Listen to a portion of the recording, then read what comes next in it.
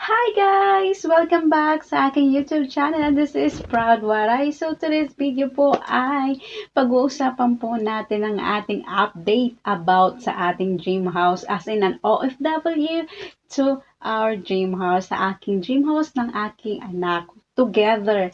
So yun nga po, sisimulan na po natin ang ating pag-uusapan natin tungkol doon sa ating dream house, kung paano nangyari, kung magkano na po yung nagastos ko hanggang ngayon. Till 5 days working po kung magkano na po yung nagastos ko sa ating dream house. So, sisimulan na po natin.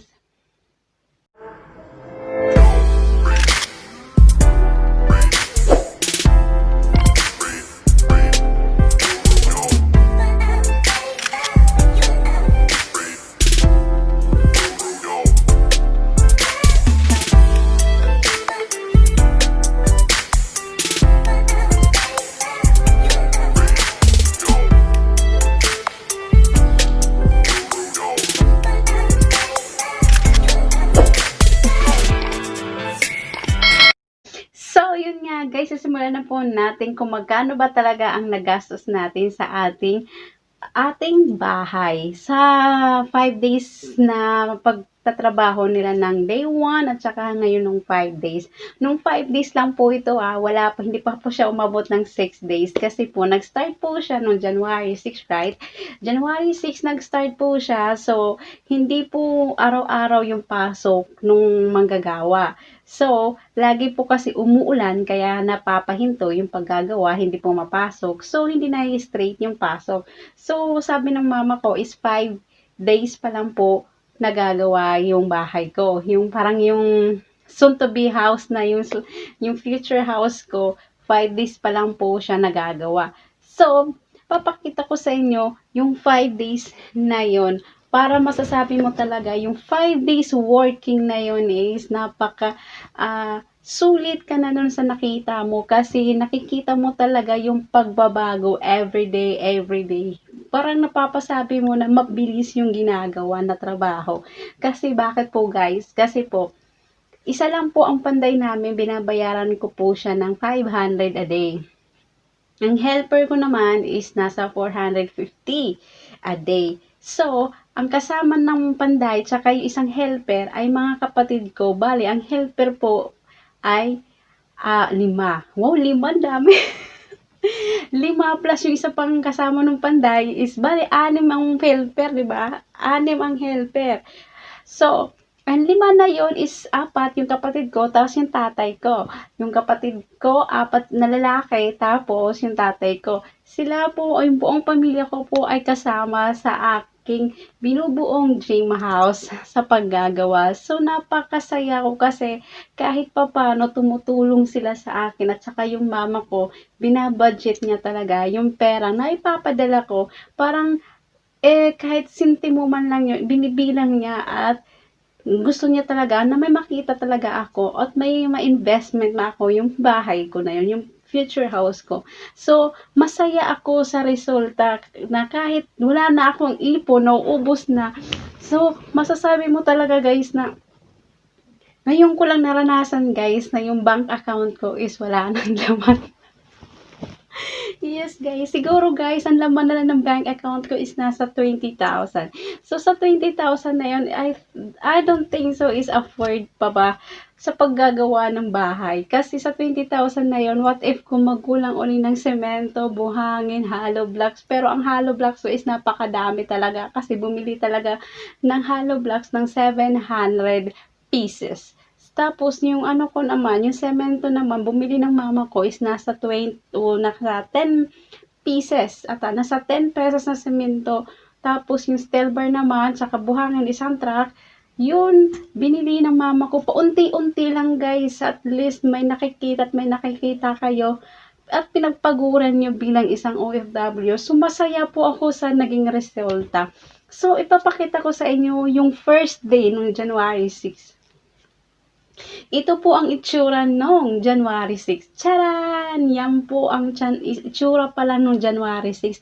Yung nagsusukat pa lang po sila kung ano kahaba 'di ba? 20 square meter pero dinagdagan po yan na nagiging 25 o 24 square meter na po yan. Ayan, tapos ayan na, inano na po yan, sinukat na po. Yan po ang noong January 6 sinimulan ng pagsukat. So, pag second day naman po is, nung second day worker naman, ay nagbubungkal na po sila. Nag-start na po sila mangbungkal para sa gagawing poste. Ayan po. Charan! Yan. Mga kasama po dyan ay yung tatay ko, mga kapatid ko, sila po ang nagagawang helper. Kaya, taus-puso ako nagpapasalamat sa mga kapatid ko at sa buong pamilya ko na talaga sumusuporta sa aking munting dream house na sana at matupad at mangyayari talaga soon na mabuo yung bahay ko. Kasi, yan lang talaga ang masasabi kong investment sa buhay ko bilang isang OFW na pinaghirapan mo rin na magtrabaho dito sa ibang bansa. Tapos yung magtatrabaho kasi dito ka sa ibang bansa na wala kang nakita. Tapos uuwi ka, wala ka rin pera, wala kang nakita na kahit ano, 'di ba? So kahit ako walang pera na uuwi sa Pilipinas, makikita ko na ito ang tinayo kong bahay, yan ang aking kayamanan nung alaala nag-OFW ako, 'di ba? Sa Singapore, 'di ba? Saan ka pa 'yon? Parang investment mo na 'yan, 'di ba? So nagpapasalamat din syempre ang pamilya ko na andyan lagi nakasuporta at alam ko naman na, 'di ba? Pero alam ko naman 'yun na balang araw may hihingin. Yung kapatid ko kasi, sabi naman niya sa akin, yung motor lang daw niya ang kailangan niya. So, nagbigay din ako sa kanya ng 1.5 para yung motor niya kasi sira. So, binigyan ko siya kanina. Nagpadala ko kanina ng 1.5. Oh, so, para magawa na yung motor niya. So, ayan. 'Di ba? Akala at marami akong pera na save. So, nagpadala ako ng 1.5 para naman sipagin yung kapatid ko tumulong dun sa paggagawa ng bahay ko. So, nagbigay ako ng 1.5 sa kanya kanina. So, para naman sipagin, di ba? Para sipagin. So, yun nga guys. Tapos noon, yung pang 3 days na naman po, ito na po yung resulta, yung nagsusukat na po siya, naglalagay na po sila ng mga poste at saka yung hollow blocks na po yan. Hindi pa po buo, pero makikita nyo talaga kung ano itsura na niya. As in, masaya ka na sa naging resulta ng 5 days na parang ang bilis, diba? Guys, doon po nag-start. Ang pera ko talaga as in, sa 40,000 pesos lang po ang pera ko as in fixed na 40,000 lang po. So, nung nung mama ko, so sinabihan ko na yung mama ko, sige mama, yung 40,000 na yon, start mo pambili ng materyales, semento, hollow blocks, lahat, steel bar, pako o ano naman yan, yung sa paglalagadi o yung sa nyog, yung so, yun nga po yung nangyari nung humiram yung mama ko ng 40,000 kasi yun lang talaga yung pera ko sa bank account ko.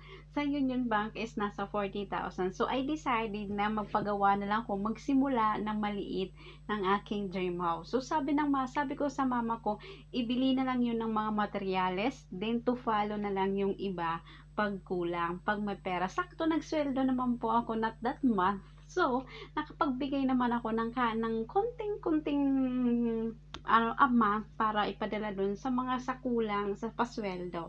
Kasi sabi ko ng mama ko, iiba ko lang yung sweldo sa sweldo at sa pagbibili ng materyales para alam ko kung magkano lahat yung nagagastos ko. So, as of now po, yung nagastos ko po dyan sa munting bahay ko is nasa 55,000. So, napakasaya ko na sa nakikita ko sa 55,000 na kahit ganyan lang po ang itsura niyan, masayang masaya po ako dahil nakikita ko po yung improvement. Hindi yung alam mo ba yung nagbibigay ka ng pera na walang improvement, walang ka-improvement. Tapos sa 5 days working boom, ayan na po yung nagawa, 'di ba? Masaya ka na doon, 'di ba? At least at dyan din ang mga kapatid mo sumusuporta at tumutulong din. Tumutulong sila doon sa paggawa ng aking 3 months. So, napakasaya ko doon at masaya talaga ako at soon to be, magkakaroon na rin ako ng bahay. So, another 2 years, new contract si madam guys. Yes, guys. Expiration ng contract ko is this May 31. So, malapit na. Ilang months na lang expire na po yung kontrata ko. So, uh, nag-renew ako ulit ng 2 years para mahatapos yung dream house ko. So, siguro naman sa 2 years na yun na pag-renew ko ng contract dito sa Singapore, is matatapos ko na yung dream house ko ng paunti-unti. Wala man tayong malaking amount para sa ating dream house, pero magagawan po natin ng paraan kahit paunti-unti bili ng materyales. Simulan mo sa maliit na amount, pambili ng mga hollow block, semento, steel bar, lahat ng pangailangan sa unang stage ng ating pagpagawa ng bahay. Yun po ang aking nagawa. So, guys, isang tips ko lang po para sa mga tulad kong OFW. Tulad ko po na wala po akong cash, wala po akong amount na malaki. Ang pera ko lang po guys, nag-start po ako sa aking dream house is nasa 40,000 pesos. As in, fix po yun na 40,000 pesos po guys. So, nung 40,000 pesos po na yun is meron na po ako, kompleto na po ako ng mga materialis kahit napakamahal po. So, yung hollow blocks ko na sabi ko po is nasa 700 pieces po yun, plus yung semento ko is nasa 10 pieces po, tapos steel bar, tapos meron pa akong buhangin. Ang buhangin po daw ay isang truck is nasa 2,000, plus ang semento po ng isa ay nasa 260. So, di ba, 2,600 ang 10 na semento, plus ng isang truck na buhangin is nasa magkano ba? Nasa 2,000. Isang truck na semento is nasa 2,000 plus yung hollow blocks na yon is nasa siguro yun ng 5,000 o mga 5,000 siguro yung sa nung hollow blocks na yon. 700 pieces. At saka yung steel bar naman, di ko alam yung magkano price. Tapos bumili pa ng plywood para pang tapal pag naggumagawa na po ng poste.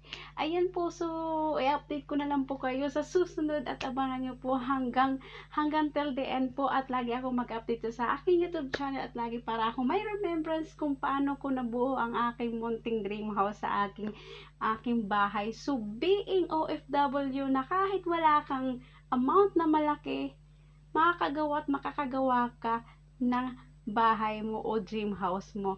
Sabi nga nila, kung gusto mo, may paraan. Pag ayaw, maraming dahilan. Ganon, 'di ba? So, nagpapasalamat din ako sa magulang ko, sa mga kapatid ko na andyan lagi nakasuporta sa akin. At syempre, yung anak ko andyan at salamat sa inyo sa pag-aalaga sa anak ko. At maraming salamat. At don't worry guys, pag uwi ko, ay, bongga! Charot. Joke lang. Sana may pera tayo at makaipon pa ako hanggang pag uwi. May bonus kayo at may pasalubong kayo sa akin. Stop! Sa totoo, pasalubong. Wala lang na itong uwian para maraming pera, di ba? Sana all. Ayan, so guys, maraming salamat at sana ma-inspire ko ang mga kapwa ko FW na magtayo din o gumawa ng isang plano sa buhay bilang isang OFW kasi sabi nga nila guys, hindi tayo habang buhay nandito sa ibang bansa. May time talaga, nasusuko na po yung mga katawan natin at uuwi tayo sa Pilipinas. So, mas better po mag-save tayo ng pera at gumawa tayo ng way para mag-stable tayo sa Pilipinas. So, yun nga guys, maraming salamat and bye for now. Bye!